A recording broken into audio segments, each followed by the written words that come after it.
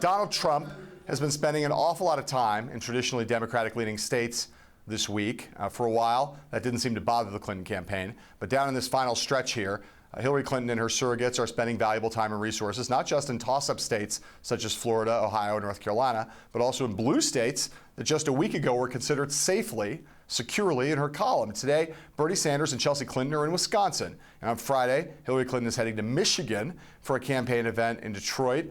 Vice President Joe Biden will be in Madison, Wisconsin. So, Mark, we talked yesterday about how the Clinton campaign is going on the air with big ad buys in several of these deep blue states. 24 hours later, what more do we know?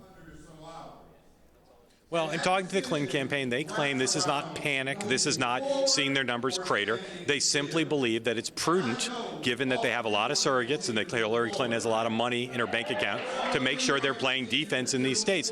The other thing is you've got Clinton supporters in places like Michigan and Wisconsin who are from the bedwetter category, who are screaming and saying, you need to fight to save this state or you'll lose it. They're trying to keep that from being a firestorm because those bedwetters, if they don't get what they want, will often leak to the press. The Clinton campaign isn't paying enough attention to our state.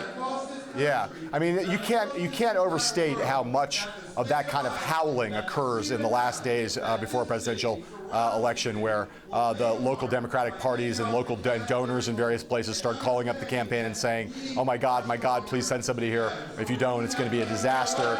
And so if you have the resources, and both human resources in terms of surrogates, and you have the financial resources to be on the air, there's just no good reason not to spend those resources, again, both financial and human, to try to calm those people down and play defense to the extent that defense is required. Yeah, if you look at the Big Five right now, you'd have to say that Clinton's bad run has solidified Trump's position in both Iowa, here, and in Ohio.